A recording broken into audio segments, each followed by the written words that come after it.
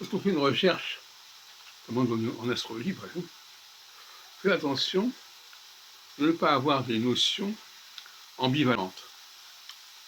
C'est-à-dire un critère qui peut avoir des significations opposées.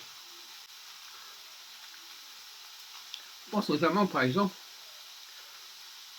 au fait de privilégier les signes cardinaux, comme j'ai fait à un moment donné. Les signes cardinaux,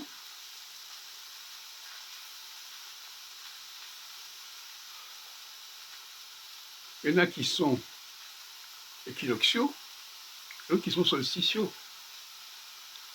Et ça n'est pas la même chose.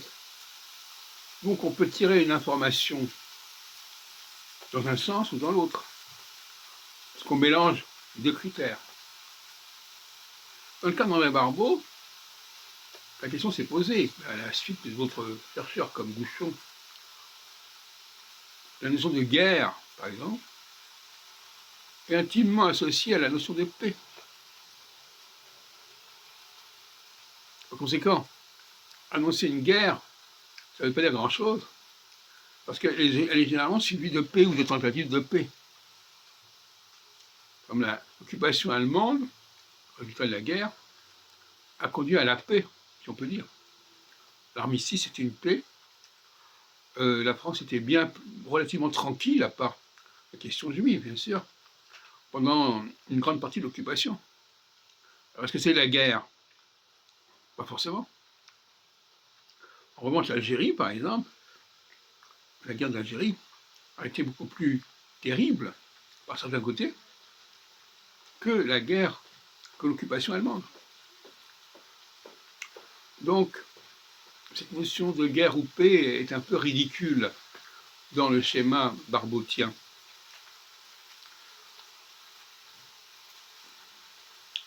On le voit aujourd'hui encore. La guerre avec l'Iran et avec le Hezbollah est constamment ponctuée de tentatives d'accord et de paix. Tout comme, d'ailleurs, en 1938, les accords de Munich.